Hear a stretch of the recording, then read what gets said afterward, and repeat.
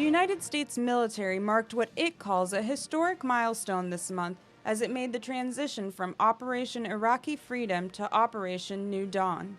The transition signifies a formal end to U.S. military combat missions in Iraq and is now a civilian-led operation since it's been handed over to the State Department by the Department of Defense. Operation New Dawn has basically two parts.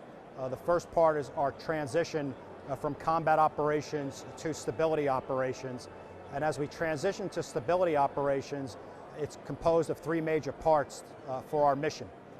The first part is to continue partnered counterterrorism operations with the Iraqi security forces.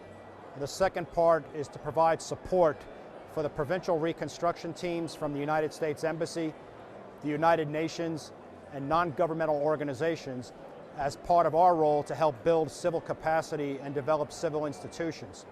And the third part of our mission is to continue to provide the physical, psychological support to advise, train, and assist the Iraqi security forces to build their capability and capacity.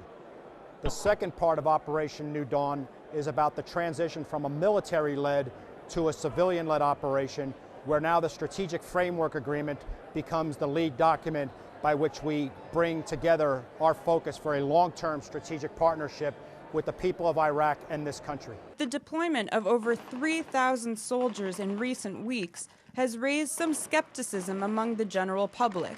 But the Defense Department says the deployment doesn't necessarily mean more soldiers on the ground. This is a brigade-sized rotation, so this is continue on even though there's a reduced number of brigades over there. The brigades, the 41st has come back, the 116th is going to go over. The U.S. government agrees with Iraq that Iraqi forces are now able to handle internal security. They did an excellent job for securing the general election. The bulk of the work, in fact, was carried out by Iraqi security forces with minimum or limited support from the U.S. forces. I recently spoke with the U.S. Department of Defense, and they say that there will be no more U.S. troops stationed in Iraq past next year, and that the State Department has a long-term commitment to Iraq's security and stability.